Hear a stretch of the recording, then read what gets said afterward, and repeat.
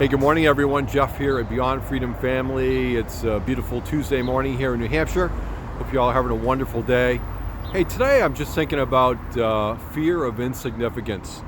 I remember a number of years ago reading some information in the book, actually, Tony Robbins had put out there, and he was talking about basic human needs. And the need for significance is one of those basic human needs that I think a lot of people don't actually think about. But it's there. You know, all of us need to feel significant, and we certainly fear being insignificant in our lives.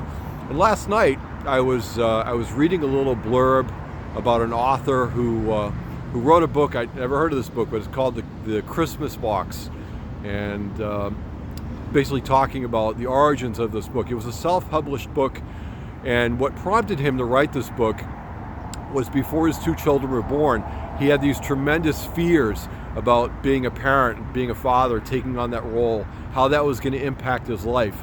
And I'm sure part of it was his own fear of being insignificant. You know, is this going to take away from my ability to do the things that I need to do in my life? And his decision to write this book was after his children were born.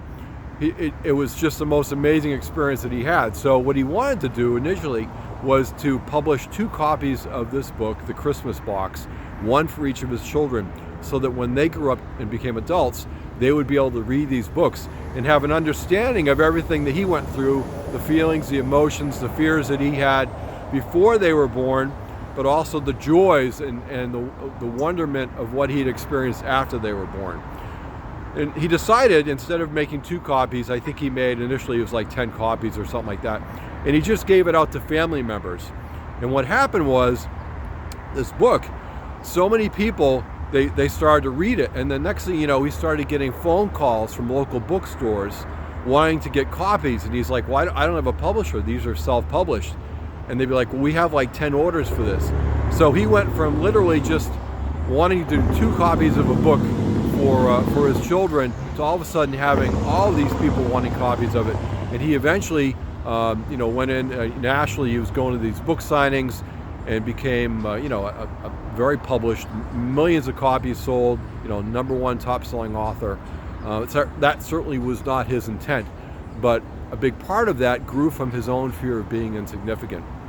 So one of the things I want to share with you this morning, and I've noticed this probably over the last couple months, and certainly this was nothing I intended to do, but for whatever the reason, the last couple months, particularly people older than myself, when I found myself in a place where I'm meeting someone that I've never met before, in addition to just the handshake and the looking in the eye and the smile and the pleasantries, what I found myself doing with at least 50% of people that I meet initially is there's that moment where you've said what you're going to say, you've smiled, you're looking them in the eye, and in a normal situation there would be the release of the grip of the handshake. But what I've found is that for at least half of the people, there's that tendency to maintain that grip, beyond that, for a second or 2 seconds, while still maintaining eye contact, still smiling, and there's this amazing connection that's there.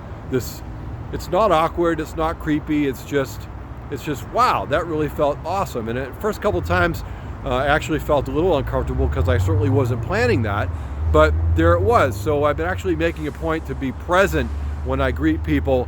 And if that tendency is there, I'm going over and above to make sure that after I've smiled and we've spoken and said hello, that I maintain that grip for that extra second or 2, just to share that connection.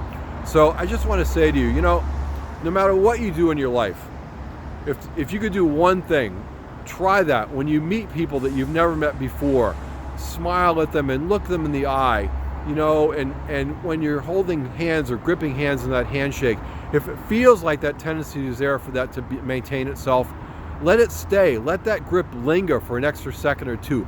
You'll feel this amazing connection. If you can do nothing else but to be present when you're with people, to be that person that legitimately asks a question and then stays engaged because you want to know the answer. If you can make everybody that you talk to, everybody that you connect with, feel like they're the most important person in the world, then I tell you what, no matter what else you've done or not done in your life, you will be significant. You have done more in people's lives than probably 80% of the human population of this world has ever done, just by being that person that makes people feel like they matter, that they are important, that for one moment in their life, they are the most important person in the world. Do that and you are significant. With that, I wish you an amazing day. You absolutely deserve it, and I'll see you tomorrow.